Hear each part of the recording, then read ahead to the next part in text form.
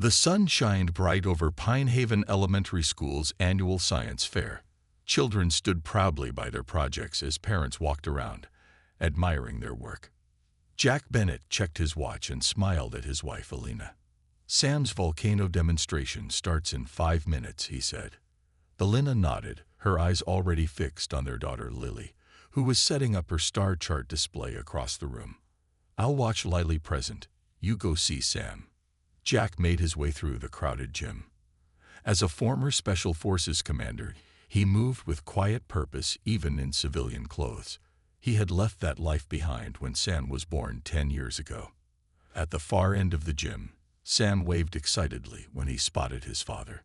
"Dad, I got the chemicals mixed perfectly this time." Before Jack could reach his son, the lights flickered. A low hum filled the air, making Jack's military senses jump to high alert. "Sam," he called out, pushing past other parents. A flash of bright blue light blinded everyone for 3 seconds. When Jack could see again, he froze in horror. Sam was gone.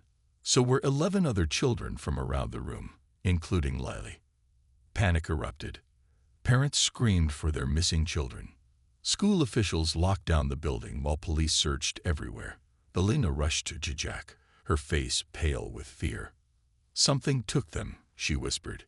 "This wasn't human." 3 days later, Jack sat in their living room surrounded by other parents of missing children. The FBI had found nothing. No leads, no evidence. "The police have given up," said Chris Howard, whose son Ben had vanished. Jack recognized the controlled anger in Chris's voice. He had served with men like him, Navy SEALs who appeared calm while planning how to strike back. "They think we're crazy," added Diane Collins, mother of missing Emma. Her fingers tapped a specific pattern that Jack recognized as CIA code. Alina burst into the room with her laptop. "I found something in my observatory data from that day," she said. "The radiation pattern isn't from Earth." As the parents gathered around Alina's computer, their phones all buzzed at once. Every screen showed the same message. "Your specimens are safe. They represent unremarkable genetic lines suitable for study. Your primitive species will be compensated in due time." The Varnax Council. Jack looked around the room at the other parents. The scientist, the former SEAL, the ex-CIA operative, the aerospace engineer, the Olympic athlete, all chosen for their unremarkable children. "They took our kids," he said, his voice deadly calm. "And they have no idea who they're dealing with." Olivia Garcia, who had once survived 3 weeks alone in the wilderness after a plane crash, stood up. "When do we start planning the rescue?" Outside the house, the first news reports were breaking. Strange signals detected from beyond Pluto's orbit. The Varnax had announced themselves to Earth, not knowing they had just taken children from the planet's most dangerous protectors. The world went crazy after the alien message. Government officials appeared on TV telling people to stay calm.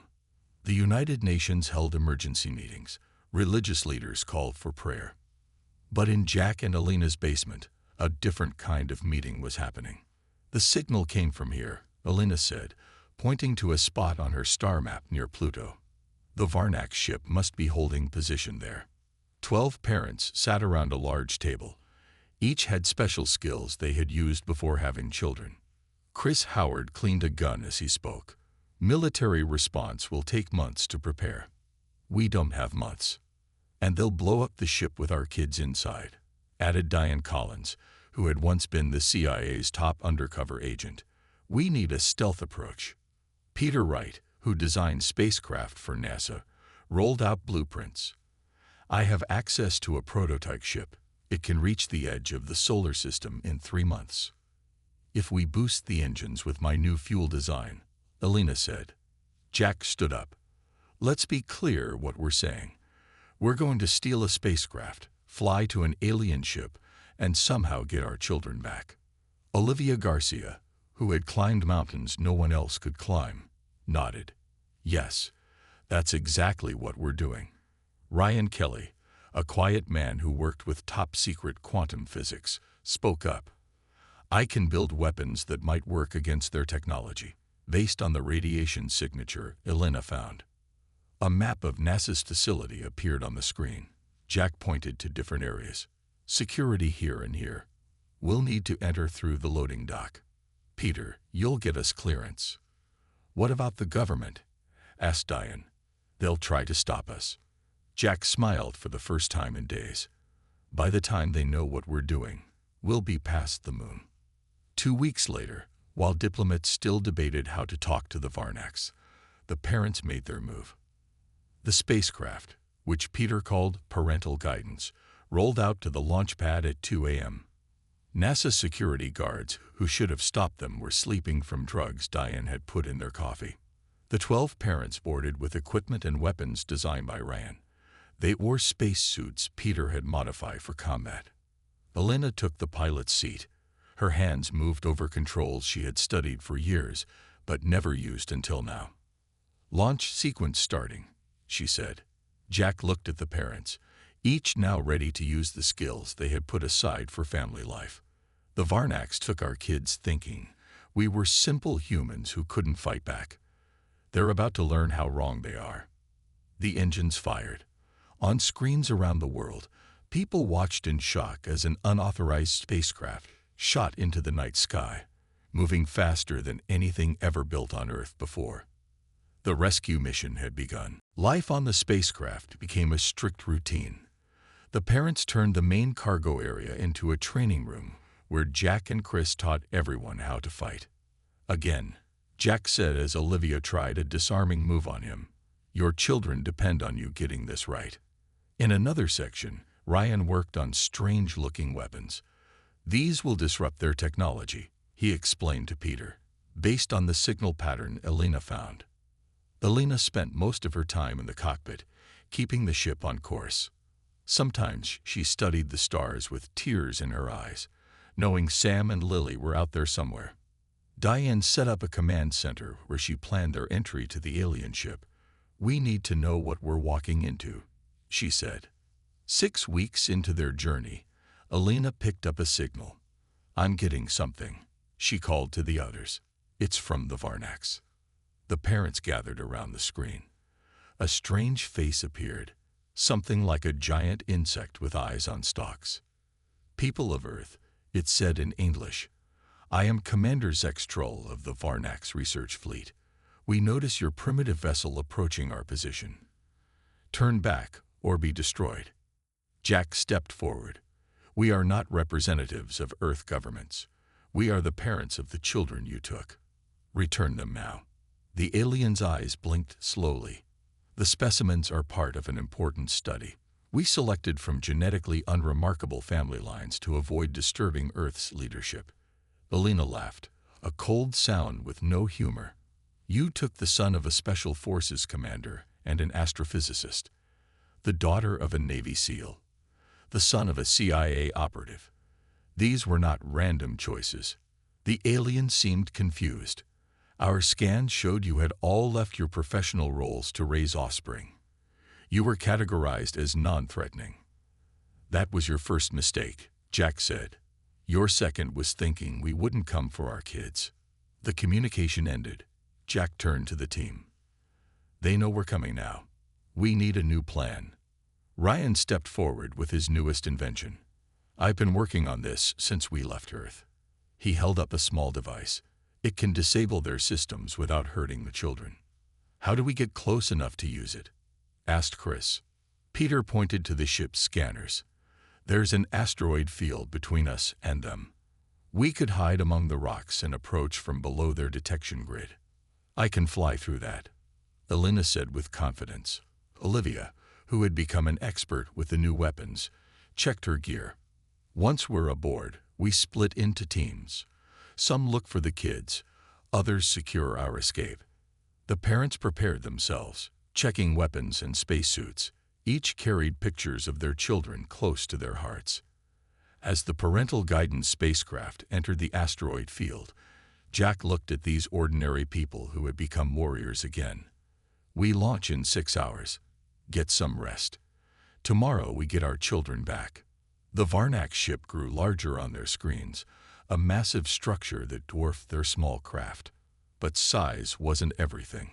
The parents had something the aliens couldn't understand: the fierce determination of humans fighting for their young. Elena guided their ship through the asteroid field with perfect precision. Years of studying space had prepared her for this moment. "Final approach in 30 minutes, she said. "Everyone suit up." Jack checked the team's gear one last time. The space suits Peter designed were unlike anything on Earth, thin enough for easy movement but strong enough to stop laser fire. "Remember the plan," Jack said. "Team Alpha finds the children. Team Beta secures our escape route. Team Delta creates a distraction." The massive Varnax ship filled their view screen now. It was the size of a small city. "How will we find our kids in that?"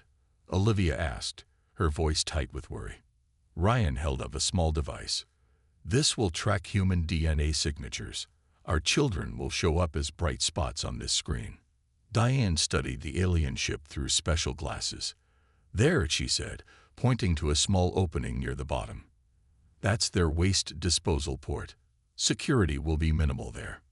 Chris prepared the small shuttle they would use to reach the alien ship. "We have enough oxygen for 10 hours.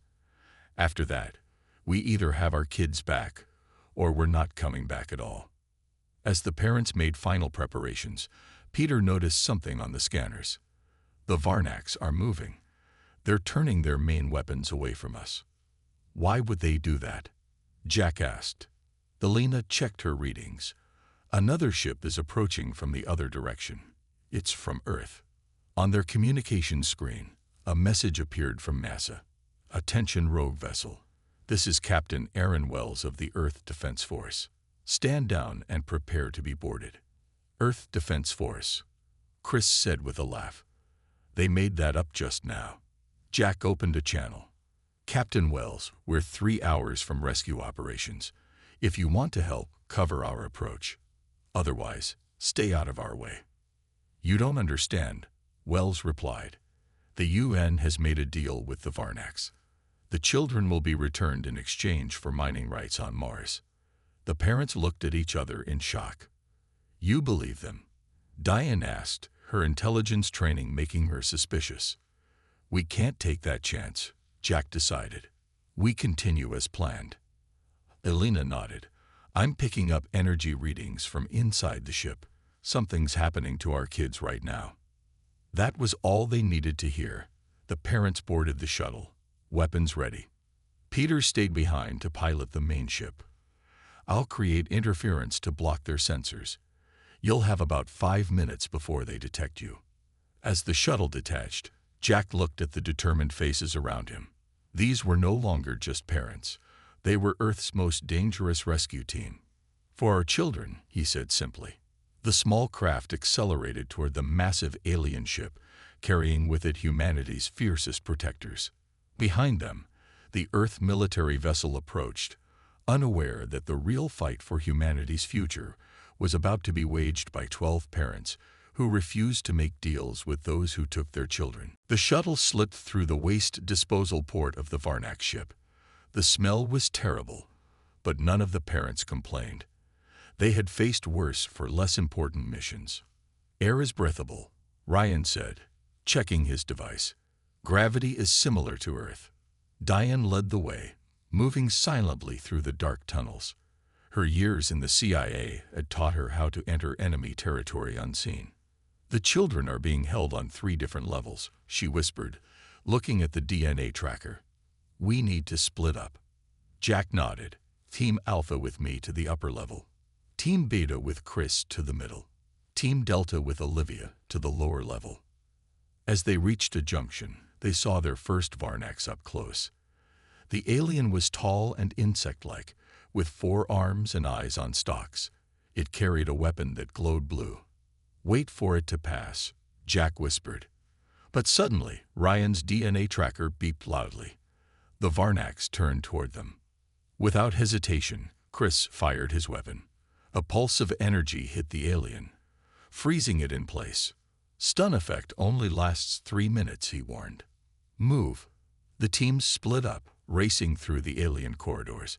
Jack, Elena, Ryan, and Diane headed upward, following the signal that might lead to their children. 2 levels up, they found what looked like a laboratory. Through a clear wall, they could see human children floating in strange tanks, wires connected to their heads. "Sam," Elena cried, spotting her son in one of the tanks. Jack held her back. "Guards at the door. We need a plan."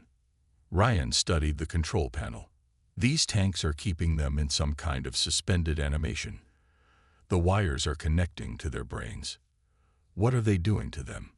Diane asked, her face pale with anger. "Learning," said a voice behind them. They turned to see a Varnax in a white covering. Jack raised his weapon, but the alien raised its hands. "I am Kelvor, chief scientist. I mean no harm." "You took our children," Elena said, her voice shaking. "To study," Kelvor replied. "Your species has remarkable adaptability. We are studying how your young learn so quickly." A loud alarm suddenly blared throughout the ship. "The other teams must have been discovered," Jack said. Kelvor moved to a control panel. "Your offspring are changing in ways we did not expect. The neural connection is causing unexpected developments." On a screen, they saw Olivia's team surrounded by Varnax guards on the lower level. Just as the aliens were about to fire, something strange happened. One of the children in a nearby tank, Chris's son Ben, opened his eyes. A wave of force knocked the guards away from Olivia's team. "Telekinesis," Kelvor said, his voice showing fear for the first time. The neural enhancement was meant to improve learning, not create abilities. Jack grabbed the alien scientist. "Get our children out of those tanks now." As if in response, the tanks throughout the room began to crack. The children inside were waking up, their eyes glowing with new power. Sam Bennett looked directly at his parents through the glass and smiled. Then the tank shattered completely. Water and strange liquid poured across the floor as Sam stepped out of the broken tank. His eyes glowed with blue light. "Mom, Dad," he said, his voice sounding older somehow. "I knew you'd come." Around the room, other tanks cracked open. The children emerged, each with eyes glowing different colors. Elena rushed to Sam, hugging him tight despite the wetness. "Are you hurt? What did they do to you?" "They connected our minds to their computers," Sam explained. "They wanted to learn how humans think, but we learned from them too." Jack's radio crackled. "Jack, this is Chris. We got 5 kids from the middle level, but we're surrounded." Before Jack could respond, Sam put his hand on the radio. "Uncle Chris, this is Sam. Tell the kids to use what they learned. They'll understand." Kelvor backed away from the humans. "This is not possible.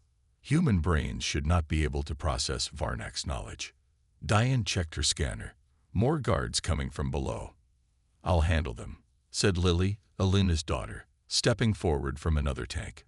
She closed her eyes, and suddenly the doors to the lab sealed shut. "I can control their systems now," she explained.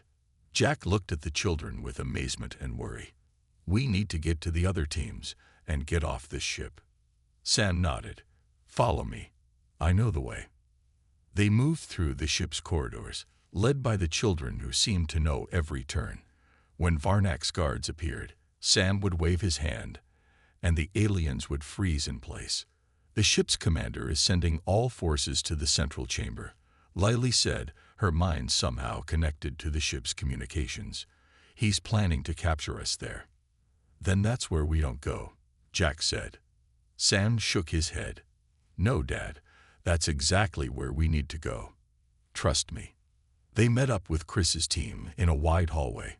His group of children also had glowing eyes, each showing different abilities. One boy could turn invisible. Another could create heat with his hands. "What's happening to them?" Chris asked, watching his son Ben lift a heavy door without touching it. "They've been changed," Elena said. "The Varnax technology connected with their developing brains." The combined group reached the central chamber, a massive room with a ceiling that showed the stars outside. Standing on a platform was a large Varnax with red markings on its shell. "I am Commander Zextrol," the alien announced. "Your escape attempt is impressive but futile." Hundreds of Varnax guards surrounded the humans, weapons raised. "This is not an escape attempt," Sam said, stepping forward. "This is a negotiation." Zextral's eye stalks bent in surprise. "Specimens do not negotiate." Jack stood beside his son. "These aren't specimens. They're our children. And you've given them powers you never intended." The children formed a circle, their glowing eyes intensifying. Around them, the Varnax weapons began to shut down, one by one. Commander Zextral stepped down from his platform as the last Varnax weapon shut down. His guards looked around in confusion. "What have you done to my ship?" he demanded. "The better question," Jack said, "is what have you done to our children?" Sam stepped forward. Unlike the other children whose eyes glowed with just one color, his eyes shifted between all colors. "Your scientists connected our brains to your learning computers," Sam explained. "You wanted to study how humans learn. But our brains adapted faster than you expected." Zextral's eye stalks bent toward the chief scientist. "Kelvor, explain this." The scientist moved nervously. "Human children have incredible neural plasticity. Their brains form new connections much faster than Varnax brains. The learning machine works both ways. They absorbed Varnax knowledge while we studied them." "Why did you take our children in the first place?" Elena asked, one arm around Lily, who was still controlling the ship's doors. Zextral seemed to hesitate before answering. "Our species is dying. A genetic disease is causing each generation to lose neural capacity. We can no longer learn new skills or adapt to challenges." "So you came to Earth looking for a solution," Ryan said. "Yes," admitted Zextral. "Human adaptability is legendary in the galaxy. No other species learns as quickly or adjusts to new environments as well as humans." "You could have asked for help," Chris said, anger clear in his voice. "Would your governments have helped a species they never met?" Zextral asked. "Or would they have seen us as threats to eliminate?" The parents looked at each other, knowing the alien might be right. "So now what?" Jack asked. "You've changed our children.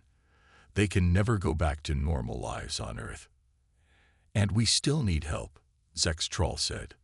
"Our species will not survive another generation without solving our genetic problem."